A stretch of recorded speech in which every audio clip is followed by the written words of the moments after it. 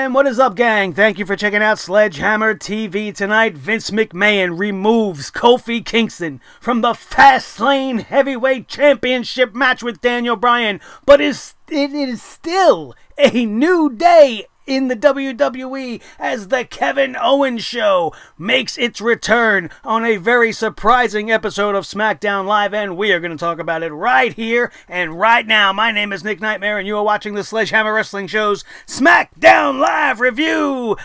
Let's do it.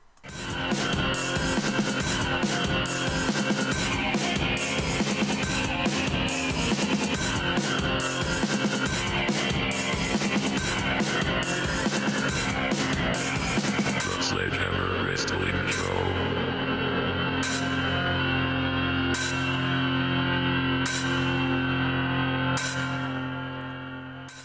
Alright, wrestling fans, thank you so much for joining me. The old man is at it again, you guys. Vince McMahon continues to just be an absolute tyrant on the WWE programs we are watching from week to week. He is clearly positioning himself, maybe accidentally or on purpose. Who really knows this man's true intent? He is losing his mind in front of our eyes, and he is placing himself as the biggest villain in all of the WWE. He has now taken Becky Lynch out of the main event of WrestleMania, and he has taken the second hottest thing going right now, which is Kofi Mania, running wild on SmackDown since that gauntlet match, and he's ruined everything. At least that's what it looks like on the surface, but I am here to tell you guys that as crazy as the old man is, and as fucked up as the whole situation is, Kofi Kingston does not deserve this, right? Kofi Kingston has worked for 11 years, and this is what you give your loyal employee for all his hard work. He's earned his way to the top, and now you're going to snatch it from him with no rhyme or no reason other than you want big box office. You need bigger stars, bigger names. It's messed up. Nobody likes it on the surface, but it's okay, everybody.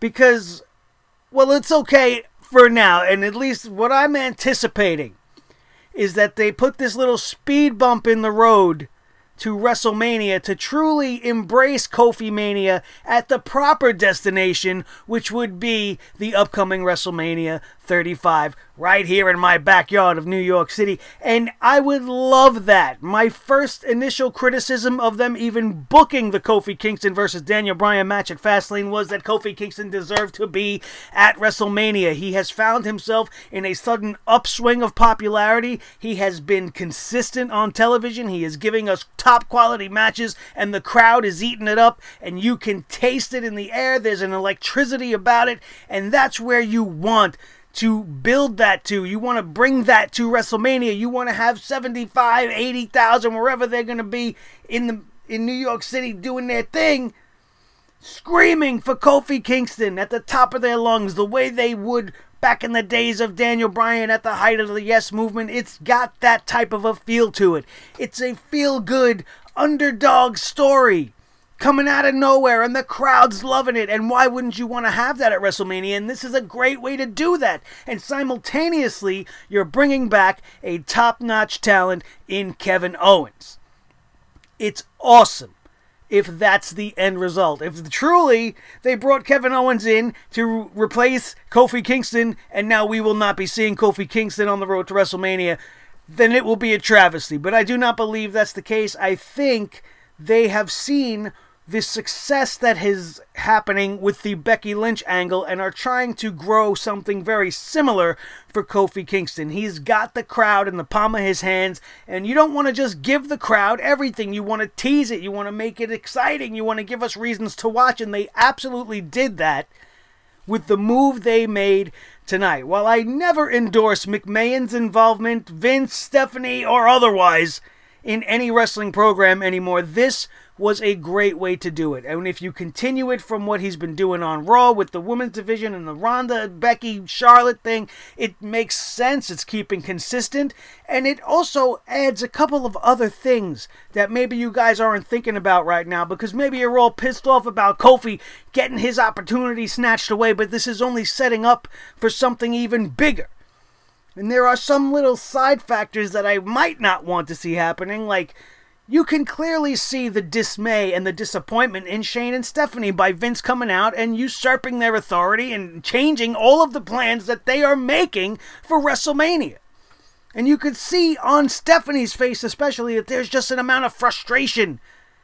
Everything she's going through with Ronda Rousey is as a result of Vince McMahon and his "I'm the king of the world" judgment call in placing Charlotte Flair in that match. And he's now done it again. Shane and Stephanie, I had no idea why Stephanie McMahon was even there on SmackDown Live, and it definitely made my head hurt just for a minute. But by the time this was all said and done, all it makes you think is coming is that somehow Shane and Stephanie are going to start going head-to-head with Vince McMahon. Maybe this will truly be Vince McMahon's last hurrah, and they are going to write him away from the company so he could go worry about his football company and let the kids handle the family business for once. That's hoping against all hope, because I doubt that will ever happen, but I'm not truly interested in seeing a McMahon power struggle.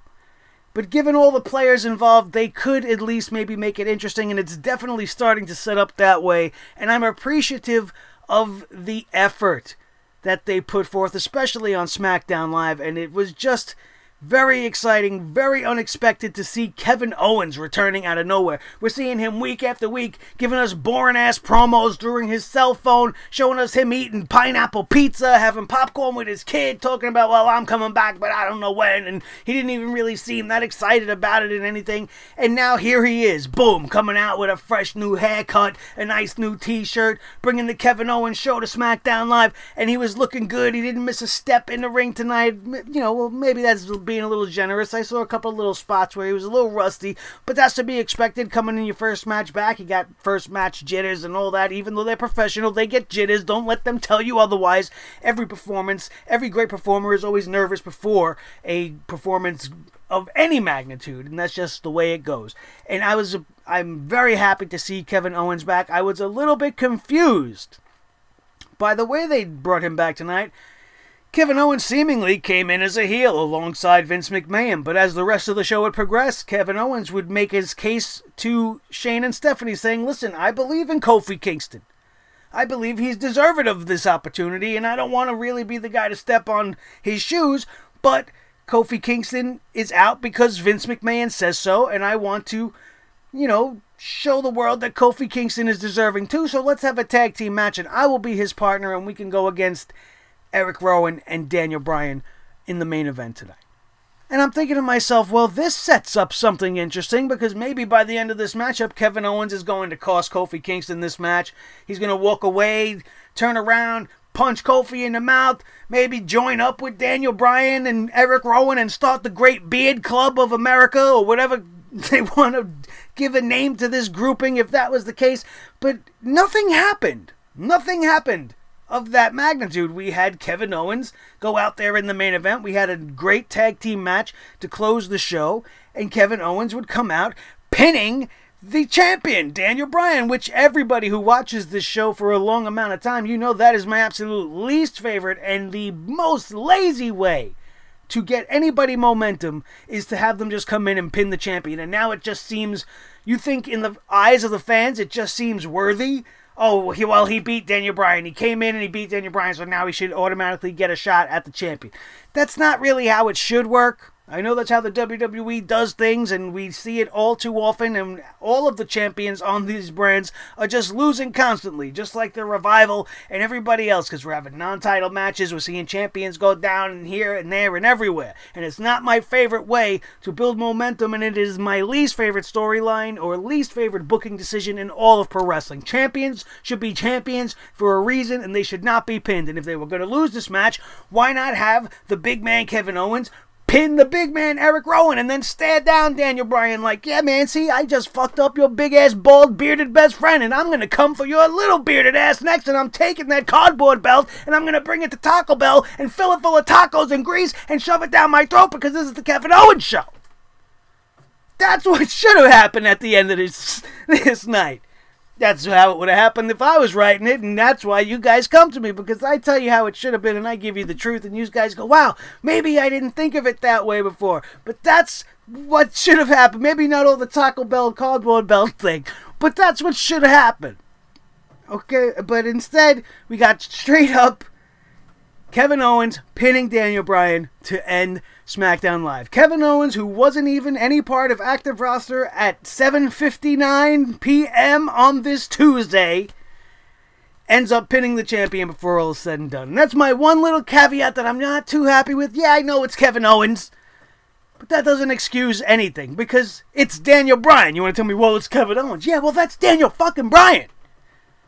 The guy that's been killing it since his comeback. The guy that's the reigning World Heavyweight Champion. He should not be losing. And this is now, what, the second time? He already lost to Kofi Kingston like 4 times this month. It's agitating to me. But other than that, this was a very solid show. From start to finish, this was a very, very... I'm going to even go on a ledge and say this was a good show. With the few exceptions of having McMahon's around and this and that, this was a very good show. It was a tag team night. 4 out of the 5 matches, or however many matches, there was only 1 match on this night that wasn't a tag team match. If I want to complain about something else, it's that they had all this tag team action, but there was not a tag team champion duo to be found. Why not have the Usos say something about the sudden burst of the tag team division? All these new faces, all these new teams. You got Black and Ricochet. You got the Hardys coming back tonight.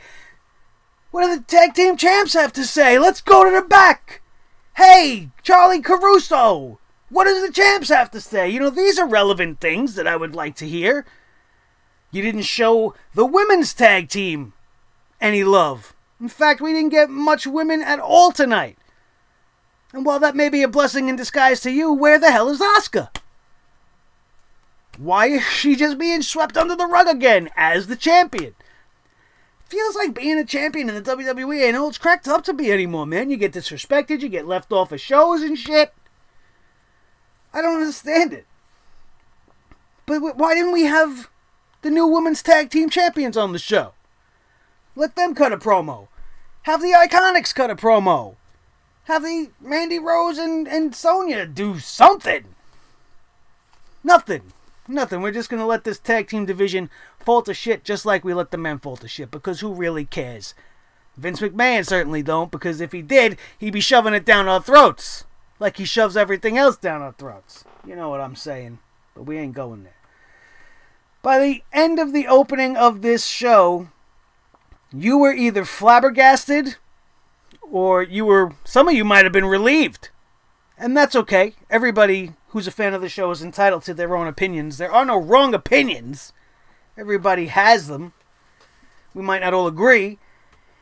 But at the end of it, like I said, this is going to turn out to be something good for Kofi Kingston. I was taken by surprise. Absolutely taken by surprise by the appearance of Vince McMahon in this instance. I did enjoy the look back at Kofi Kingston's career, his Intercontinental Championship nod. They talked about him being the United States Champion. They talked about him being with the New Day. But I found it odd that they didn't mention the fact that Kofi Kingston is the longest reigning tag team champion in combined reigns in the history of the company. He actually holds that historic title, breaking it, I think, just last year during the last run with the New Day.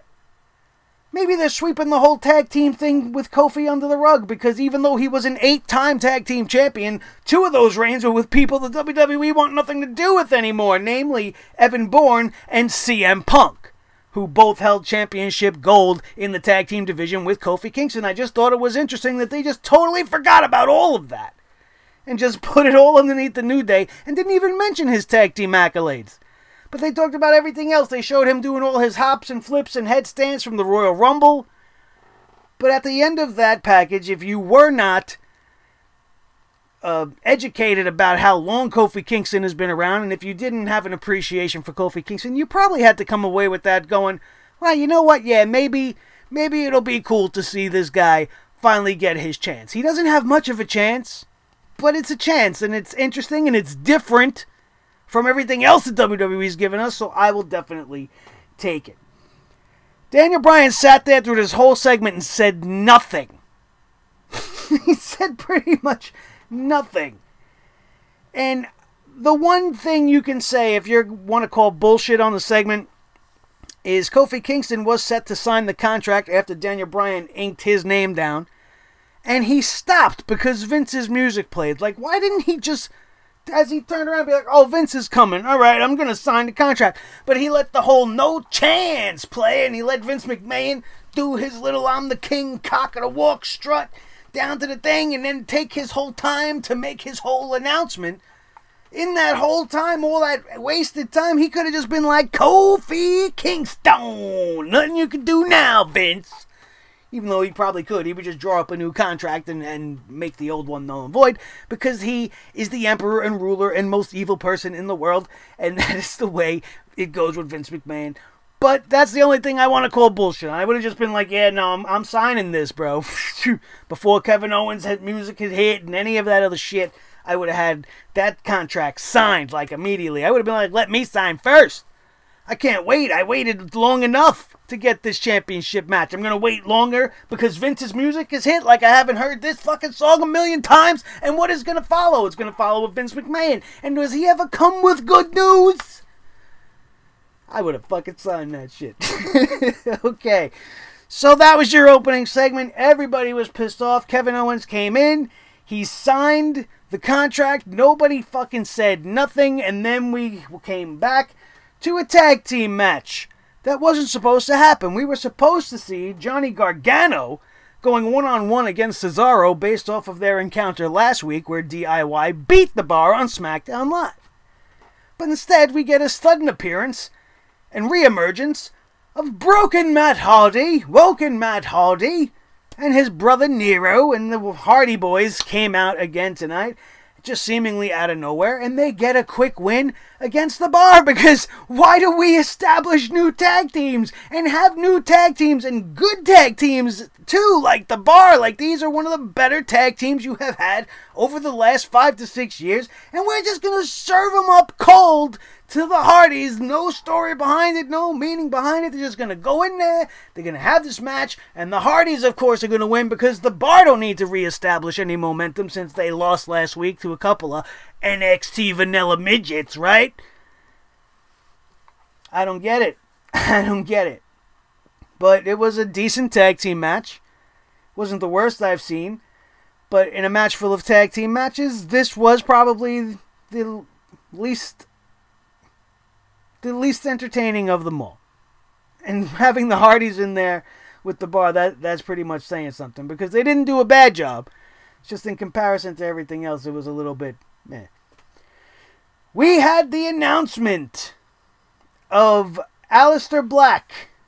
And, oh, I'm sorry, we had Aleister Black. We didn't have an announcement. They were just in the back, and they were hanging out, doing some, whatever they were fucking doing, strategizing for their upcoming match tonight. And Lana comes walking in there, and she's got eyes on these guys like she wants to eat them for breakfast.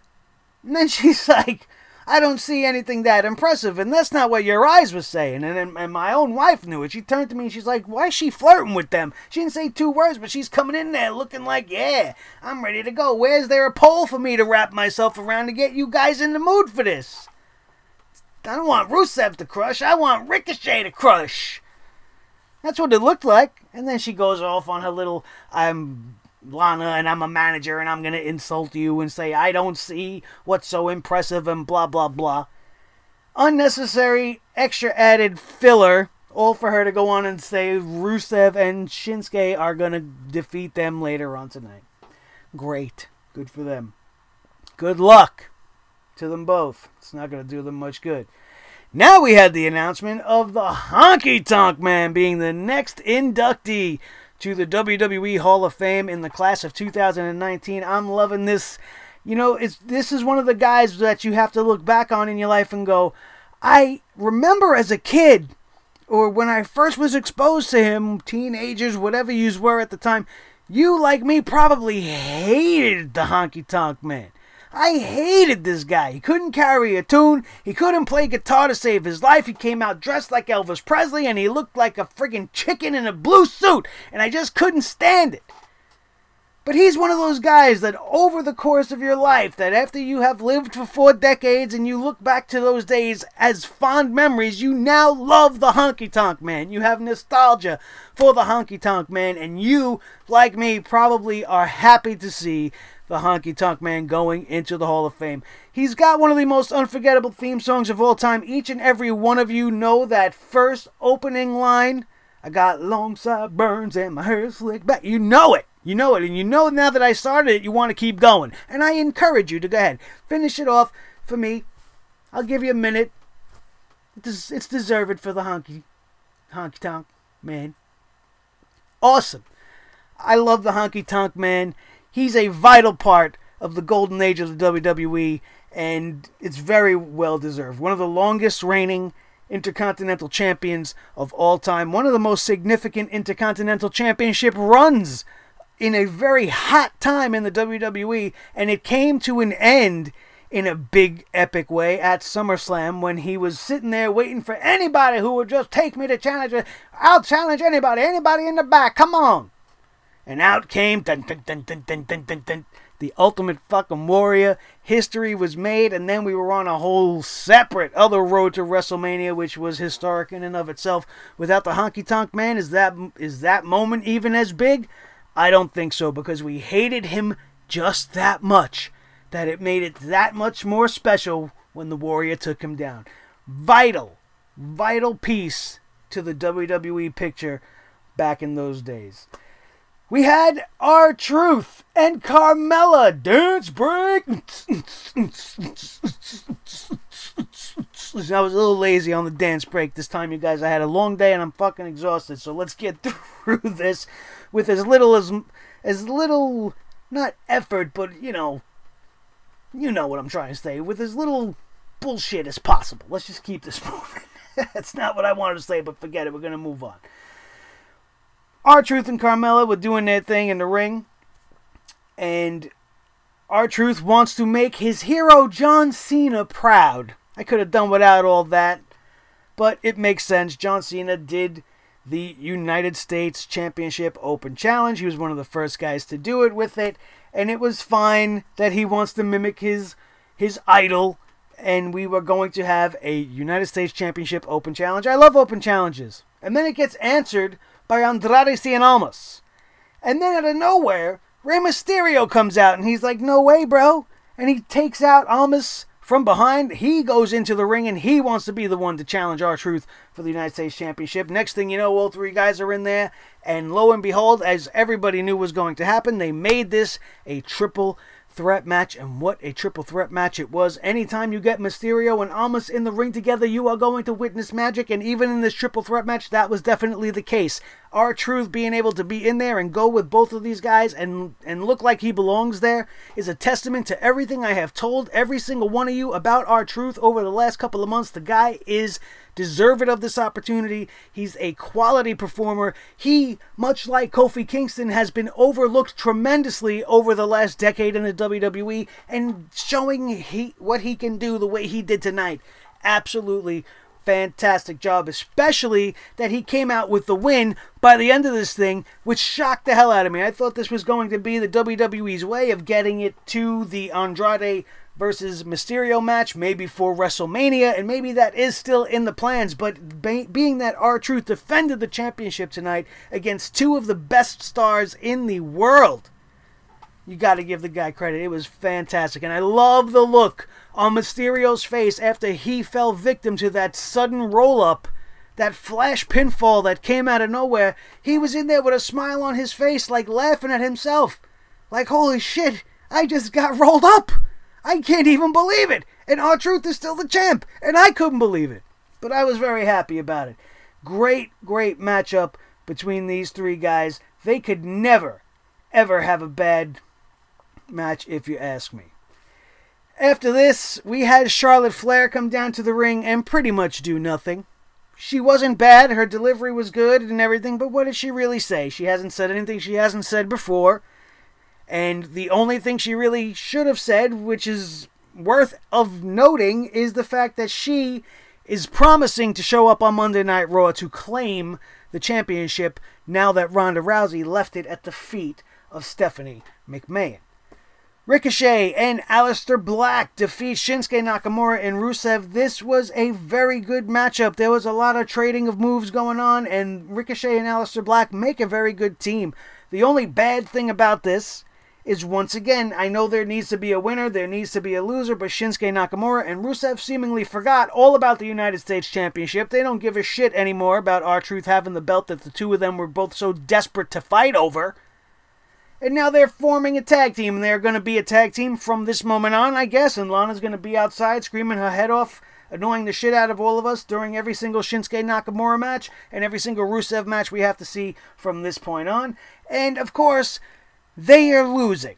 They are going to lose to the new guys in town. These are two guys that have been established on SmackDown Live, both multiple-time champions. There is no reason why. This had to end in a clean defeat. This could have ended in a brawl, a double countout, a disqualification of some sort, have another tag team get involved, being jealous of the new attention that the new guys are getting, all the attention that Ricochet and Aleister Black are getting, and now this newly formed team of Shinsuke and Rusev are just automatically getting big-time matches against guys like this. Like, what about the rest of us in the back? What about Gallows and Anderson? What about Sanity? Why aren't these guys even getting pissed off? Like, that would have been a way to go about this, and then you could have extended it in a million ways. Aleister Black and Ricochet taking on Sanity is something that that SmackDown Live would be awesome to do. It would be absolutely awesome. They would be stupid to not book something like that, but apparently they are kind of stupid because they don't book things like that, and that's why the tag team division is the mess that it's in. But at the end of the day, Ricochet and Aleister Black defeated Nakamura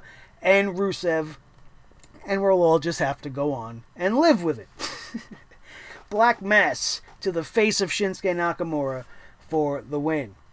Kayla Braxton had an interview with AJ Styles in the back. AJ Styles gave his well wishes to Roman Reigns and then went on to say that this is the house that AJ Styles built. And then the Viper Randy Orton would show up out of nowhere, question that, the house that AJ Styles built, and then kind of snicker and walk away. And what I like the most about this is being that all the title belts are going to already be in contention with other people.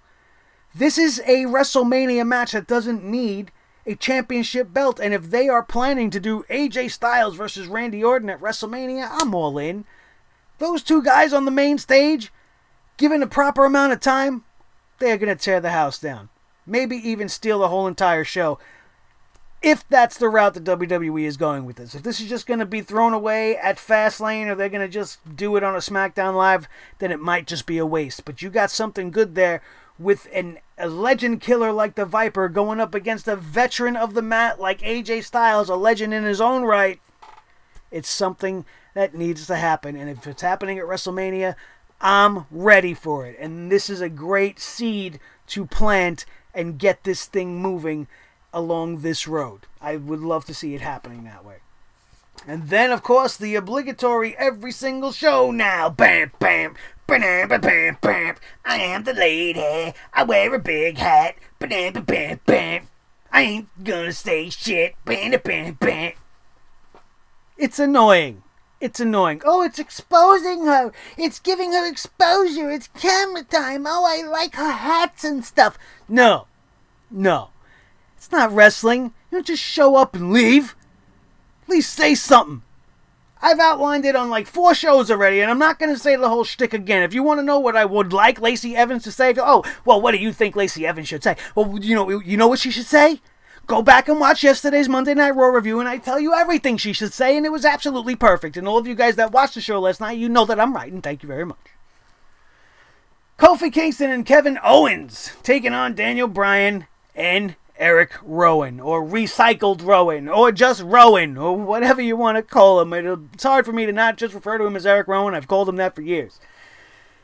This was a great match. This was a very high drama match. I did not know what was going to happen. I was expecting something much bigger than what happened, which we talked about a little bit already at the beginning, which was just a clean pin of the champion by Kevin Owens before this was all said and done. But this was a very, very entertaining matchup. Another showcase for Kofi Kingston, laying it all out on the line, doing that crazy, weird, like, He goes to the top rope and jumps off and then just like throws his back on people. I don't know what he even calls it. He just like back dives on you, back bombs you.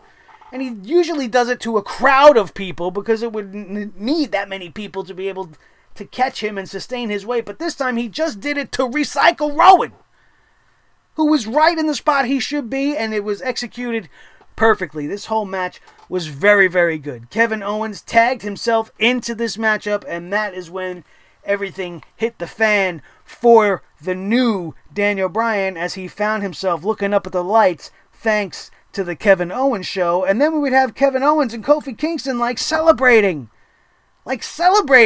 after the match. Nothing really happened. Owens didn't turn on anybody. So now Kevin Owens is in this weird babyface role, which on the onset of this show I was happy to see him be a heel again. But it seems as if by the time the show has ended, the guy's... And he kind of has to be if you're thinking about it logically, doesn't he? Because Daniel Bryan's the biggest heel of all time. Why would you want a heel versus heel championship match at a major pay-per-view? Not like they haven't done it before. Didn't make any sense any of those other times either. But this time it seems like maybe they're going to at least keep Kevin Owens in this babyface light since he was received so well upon his comeback. He didn't get booed out of the building, and he definitely was supported as he was against Daniel Bryan. So we're probably going to see more of that at Fastlane as these guys go on a one-on-one there. We still have one more week of TV before the big show next Sunday. Not this Sunday, but the next Sunday. And they might change things up. We might end up seeing a triple threat. It'll be interesting to see what's going on. Once again, like we said with Raw last night, they made a few moves tonight that make you almost have to watch next week, because what the hell is Shane and Stephanie going to say? What are they going to do for Kofi Kingston? How is he going to find his way back here? We have to tune in and find out. Excuse me.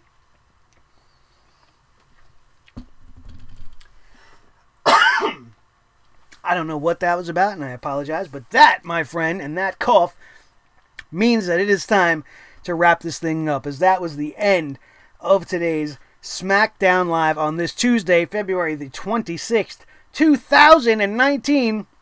And I'm not usually amped up for a Fastlane pay-per-view, but when you're getting Daniel Bryan versus Kevin Owens for the Heavyweight Championship of the World, that's a main event anybody can be proud of. And I'm looking forward to it more so now than I was 24 hours ago. And that means the WWE has done their job, which is something they haven't done in quite some time. And I am appreciative of the effort that they put forth on today's SmackDown Live. Thank you guys, as always, for joining the biggest, newest, hottest, most intelligent family of fans on all of the internet. My Sledgehammer family, the brothers and sisters of the Sledgehammer Club. We are just growing by the day, and it makes me so happy. And I hope that you guys that have watched today have enjoyed this show enough to consider giving us a subscribe and becoming the newest member of the fastest rising club in the entire wrestling community, internet-based or otherwise. We are looking to make 2019 among the biggest here on Sledgehammer TV, and it takes a person like you to help us do so. If you enjoyed even 1 second of this review tonight, I think we deserved at least a little thumbs up. So after you join the club and subscribe and hit that notification bell so you don't miss a thing going forward from this day on, smash that thumbs up so that I know you enjoyed your time here at Sledgehammer TV, and then share this video with every one of your wrestling buddies all over the wrestling world, especially if they actually enjoyed tonight's very surprising edition of SmackDown Live. Thank you guys, as always, for your continued love and support. And speaking of support, another great way to support the show is Audible. Audible has 180,000 books that speak to you since you don't want to use your eyes anymore, and that's perfectly okay with me. And I'm going to reward you for that laziness by giving you a free audiobook to do just that. Go to audibletrial.com/sledgehammertv right now. Sign up for the 30-day free trial. Redeem your free book. If you stay a member, you get a free book every single month. If you don't, well, it's not a free book because you're paying for the service after that point. But you get the point. You get a free credit to redeem a book every single month. And then, if you're not going to stick it around, you can cancel before the 30 days is up and keep the book that you chose for the rest of your life. And it is compliments of us here at Sledgehammer TV saying thank you to you guys for being a loyal fan. audibletrial.com/Sledgehammer TV right now. We are all over the place today because, as I mentioned, I had a fucked up day today. My work day just has my brain and my body in a whole frizzle-frazzle. I don't even know if that's a word, but it is now. Frizzle-frazzle. That's what I am today, and SmackDown Live definitely gave me a jolt of adrenaline, but my words, like, kind of ain't working, and, you know, I had the whole little cough thing happen there, and I think my body is just exhausted from an absolutely wretched day. But at least we got to cap it off with some decent professional wrestling. My name is Nick Nightmare. This is the team, Thor the Sledgehammer, the official Sledgehammer of the Sledgehammer Wrestling Show, and the Wrestling God of Thunder, his tag team partner, the World Heavyweight Champion of all the microphones in all the world, Mr. Blue the Snowball, and the most important member of the show, as always, each and every one of you fuckers that I love so very, very much. If you missed Monday Night Raw review, it will be in the links in the annotations up above. If you missed any of our coverage of the Elimination Chamber or the newest edition of the Bringin' the Hammer Down series, where we brought the hammer down on the 5 most shocking winners of the Elimination Chamber, everything will be linked right in this corner right here for you to click and peruse at your leisure. That, my friends, is going to do it, and we're out of here. And we will see you next time on your new favorite wrestling show, the Sledgehammer Wrestling Show, only on Sledgehammer TV, right here on YouTube.com. Have a great night, you guys, and we'll see you next week. Boom.